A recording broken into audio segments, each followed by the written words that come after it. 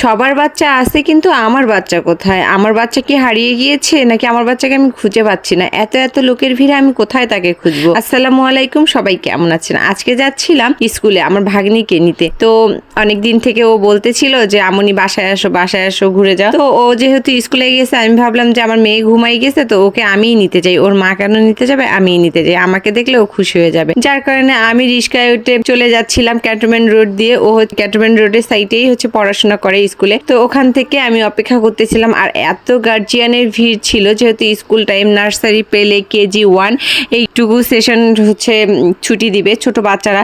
আর সব এক ড্রেস পরা বাচ্চা ছিল, তো কোন টাকার বাচ্চা চেনা মুশকিল। আর আমিও তো অনেকদিন থেকে দেখি নাই, যার কারণে আমারও ওকে বুঝতে দেরি হয়ে গেছে, কোথায় গেছে বা কোনটা হয় বুঝতে পারিনি, কারণ সবাই এক সাইজে আর সবার চেহারা মনে হয় একরকম। তারপরে অবশেষে আমি তাকে পেলাম, তাকে দেখতে সে মামার কাছে চলে গেছে। আমাকে দেখে তো সে মহা খুশি, চলে আসছে।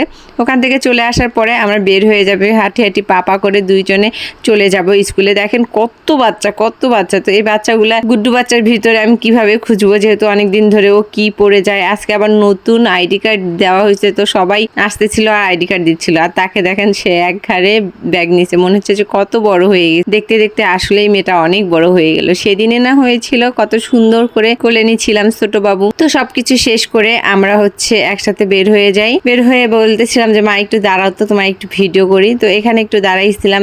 স্কুল থেকে বের হয়ে আমরা এখন বাসার দিকে যাব, কারণ আমরা বাইরে বের হব একসাথে সবাই মিলে।